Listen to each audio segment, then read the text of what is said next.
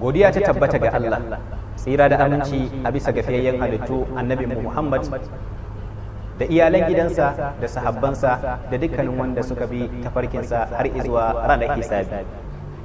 Yan uwa masu bibiyar mu a cikin wannan shiri mai albarka na al-adkar, yau insha Allah subhanahu wa ta'ala za mu ɗanyi tsokaci da bayani akan abin da ya shafi kula da maraya da taimakonsa da ɗaukar nauyinsa. To waye maraya? Maraya shine dukkanin wanda ya rasa mahaifinsa kafin ya balaga. Wannan shine maraya a cikin mutane. A cikin dabbobi kuma dukkanin dabbar da ta rasa mahaifiyarta ko uwarta kafin ta kai karfinta ta iya fita neman abinci. To saboda haka dukkanin yaron da ya rasu mahaifinsa ya rasu kafin ya balaga, kafin ya kawo karfinsa, wannan shine maraya a musulunci. Yan uwa masu kallon mu da sauraron mu, marayu mutane ne masu daraja da kima a cikin al'umma. Marayu mutane ne da Allah subhanahu wata'ala ya kwadaitar da mu a cikin littafinsa mai girma akan a kula da su, a ɗau nauyinsu, a taimake su, kada a basu su lakanta, kada a tozarta su. Allah subhanahu wata'ala yana cewa wa yas'alunaka 'anil yatama, kuma suna tambayar ka akan marayu, qul islahu lahum khair, kace kyautata musu da yi musu mutunci da yi musu alheri ne a gare ku. Annabi sallallahu alaihi wa sallama ya kai matuka, ya kai makura wajen faɗaitar da mu akan mu kula da marayu, mu taimake su, kada mu basu sulakanta, kada mu tozarta su, kamar yadda ya faɗa a cikin hadithin da al-Imam al-Bukhari ya rawaito daga babban sahabi Sahal ibn Sa'id as-Sa'idi. Manzon Allah sallallahu alaihi wa sallam yace ana wa kafilul yatimi ka hataini fil janna, ko ana wa kafilul yatimi fil jannati hakadha, wa qala bi asba'ihi as-sababa wal wusta. Manzo Allah yace ni da mai kula da maraya da mai daukan nauyin maraya kamar haka muke a gidan aljanna. Sai ya nuna dogon dan yatsansa da kuma dan yatsan da ake kadawa yayin tahiya, ma'ana yana nuna kusancin dukkanin wanda yake kula da maraya tare da shi a cikin gidan aljanna.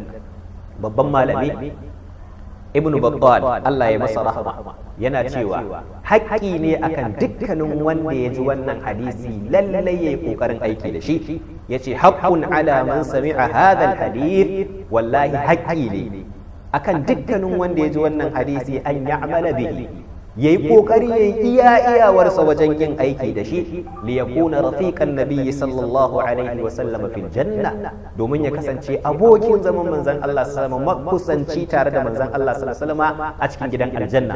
Domin babu abin da yafi wannan falala a ranar lahira, a ce ga ka kana makokan taka da shugaban halittu, fiyayyen halittu, manzon Allah, tsira da amincin Allah su tabbata a gare shi. Ya al'umma, kada mu tozarta marayu, kada mu basu su wulakanta, mu taimaki marayu.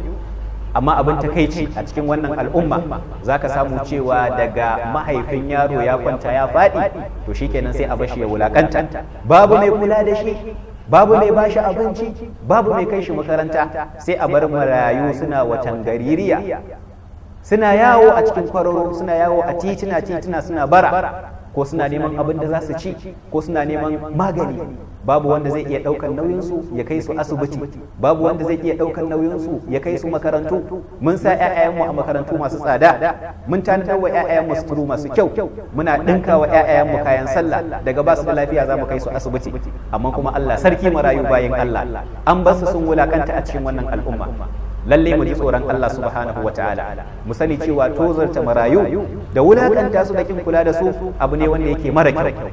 Mu sani cewa annabin wannan al'umma, annabi Muhammad sallallahu alaihi wasallam, ya taso cikin maraici gaba da baya, domin ya rasu domin mahaifinsa sun rasu yana kankani, kakansa ya ɗauki nauyinsa, shi ma bai tashi ba, ya zama babba. Allah subhanahu wataala ya ɗauke nauyin ran kakansa, sai aka samu babbansa Abu Talib ya ɗauke shi, ya kula da shi.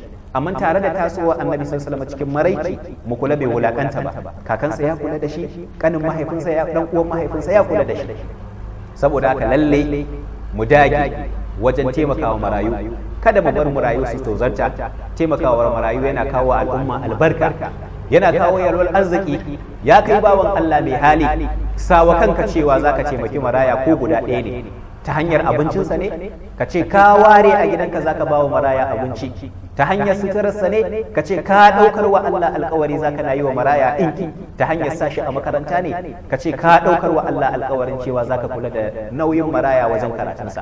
Mu sani cewa idan muka bar marayun nan suka lalace suka tozarta, lalle kanmu za mu wulakanta, wannan al'umma za mu wulakanta, kuma a ƙarshe barinsu da muka yi suka wulakanta suka tozanta zai zamto cewa akibar ta dawo zuwa gare mu, ma'ana sakamakon ya dawo zuwa gare mu, domin in suka zamto lalatattu yan shaye-shaye masu sata masu fashi to dai mu za su yi wa. Saboda haka bayan Allah mu kula da wasiyar manzon Allah sallama, mu kula da kwadaitarwar da Allah subhanahu wataala ya mana akan marayu, mu taimaki marayu, mu shiga cikin lamuran su, kada mu bar su wulakanta, kada mu bar su tozarta.